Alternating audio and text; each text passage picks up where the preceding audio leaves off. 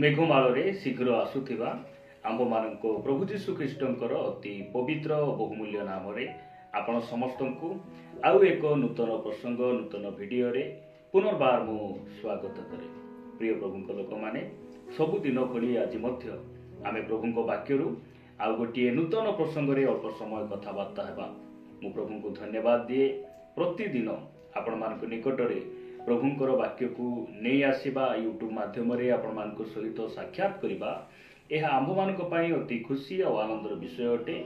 जे परमेश्वर प्रतिदिन तांकर वाक्य को नहीं आपण मान निकट में आसवाई से आंभ मान साहाय्य करुचंती तांको नामर गौरव हो। आसतु आज आम आउ गोटे प्रसंग रे अल्प समय कथबार्ता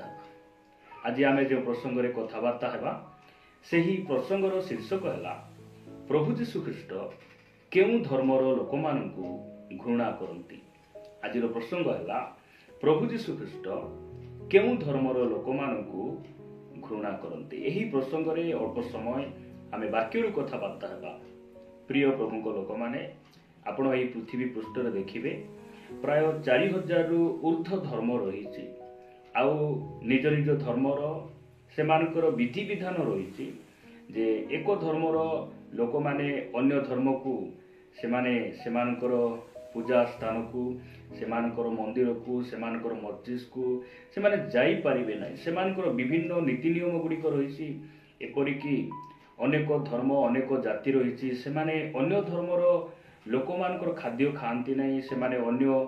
जातिर लोक मानक घरे सेमाने जाआंती नै तांको सहित सेमाने बसंती नै किंबा छुअंती मध्य नै। एई प्रकार विभिन्न नीति नियम गुड़िक रही। मात्र आज आमे जीशु ख्रीष्टଙ୍କ विषय कथबार्ता हेबा जे आमे जो परमेश्वर को विश्वास करूछु आमे जो परमेश्वर को पछरे चालुछु सेही प्रभु जीशु ख्रीष्टଙ୍କ विषय रे आमे कथबार्ता हेबा जे से केउ लोक मानकु से घृणा करती। आउ एही प्रसंग रे प्रभुଙ୍କର वाक्य आंभ मानकु कोन कहे। आसंतु एही प्रश्नर उत्तर पाइबा पई एही प्रसंग रे आमे शिखिबा पई जानिबा पई वाक्यर गोटे पद पढिबा। आपण माने मोर सहित जोहन लिखित सुसमाचार 6 अध्याय को आसीबे। जोहन लिखित सुसमाचार 6 अध्याय तार 37 पद रे प्रभु जीशु ख्रीष्ट ए प्रकार कहिले, पिता जे समस्त को मते दान करंती से माने मो निकट को आसीबे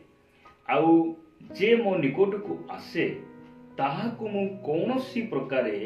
बाहर करी देबी नाही। प्रभुଙ୍କ नामर गौरव हो। एहा प्रभु जीशु ख्रीष्टଙ୍କର हृदय एहा प्रभु जीशु ख्रीष्टଙ୍କର वाक्य एहा ताहांकर इच्छा अटे। से कहंती जे मो निकट को आसे जे बोली कहले से कौनसी जाति कौनसी वर्ण कौनसी धर्मर लोक हुंतु ना कहीं जदि से माने मो निकट को आसीबे मु सेमानकु कौनसी प्रकारे बाहर करी देबी नाही। तुमे नीच किंबा तुमे उच्च तुमे अन्य धर्मर लोक तुमे छोट लोक तुमे बड़ लोक किंबा कौनसी प्रकारे तुमे शिक्षित अशिक्षित कौनसी प्रकारे मु सेमानकु कोन करबी नाही बाहर करी देबी नाही। काहे से बाहर करी देबे नाही काहे से काहाकु घृणा करंती नाही कारण प्रभु जीशु ख्रीष्ट केवल से ख्रिस्टियन लोक मानकर प्रभु नहंती से समग्र पृथ्वी समग्र मानव जातिर प्रभु अटंती। सेतिपय से काहाकु घृणा करंती नाही ताहांको ठारे भेदभाव नाही ताहांको ठारे मुखापेक्षा नाही। आपण माने मोर सहित गोटे वाक्य पढ़िबे प्रेरित पुस्तक 10 अध्याय 37 पद रे गोटे वाक्य लिखा जाए, से तो जीशु ख्रीष्टଙ୍କ द्वारा शांतिर सुसमाचार प्रचार कराई इस्राएल संतान मानक निकट को एही वाक्य प्रेरण कले सेही जीशु ख्रीष्ट समस्तंकर प्रभु। सेही जीशु ख्रीष्ट कहार प्रभु से समस्तंकर प्रभु। सेति पाई से काहाकु मध्य घृणा करंती नाही। आपण केबे देखिचंती कि ख्रिस्टियन भाई भणी मानको घरे गले कौनसी ख्रिस्टियन भाई भणी माने केबे तुमे केउ जातिर लोक आम घर को आस नाही बस नाही एई प्रकार केही मध्य कहंती नाही। किंबा चर्च रे जेतेबेले राजनेता मान आसंती अन्य धर्मर लोक माने मध्य चर्च रे आसंती काहाकु मध्य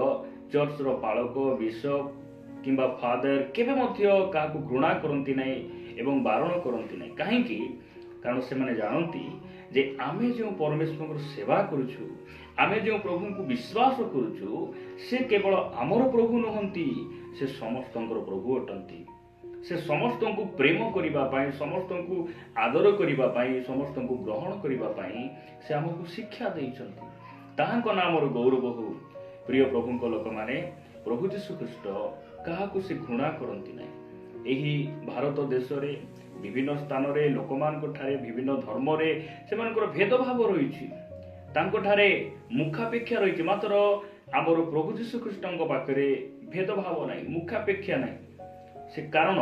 से समस्त प्रभु अटंती आपण मैंने पढ़े से ही प्रेरित पुस्तक 10 अध्याय तार 28 पद रे लिखा जाए आउ से मानकु कहिले यह पितर कहउचंती काहाकु कहिले कर्नेलियों परिवार सहित जे माने एकत्रित थिले पितरं को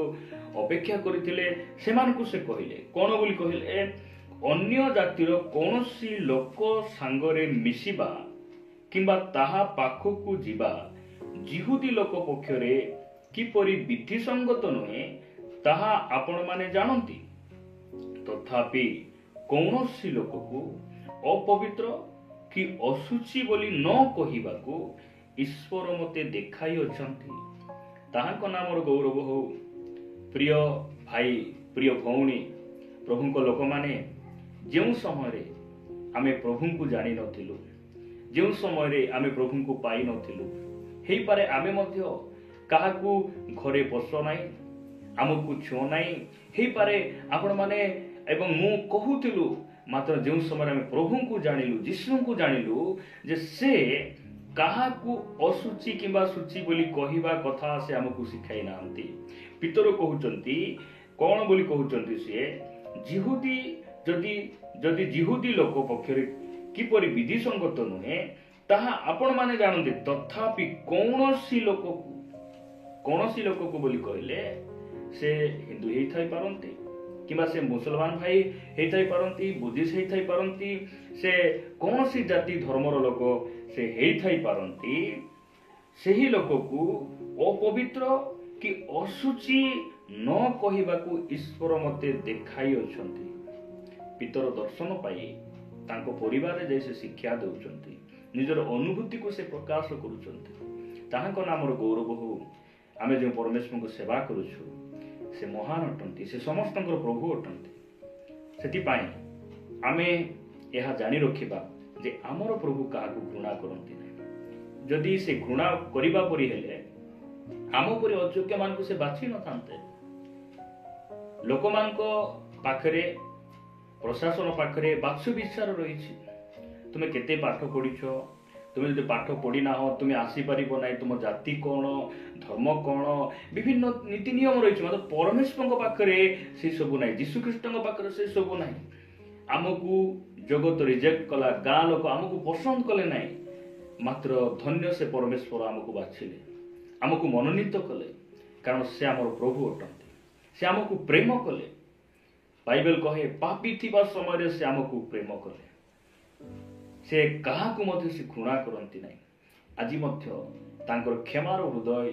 तांकर प्रेमर हृदय खला रही और से चाहते अबाटरे जो मैंने आज जाए जो मैंने यीशु को जानी ना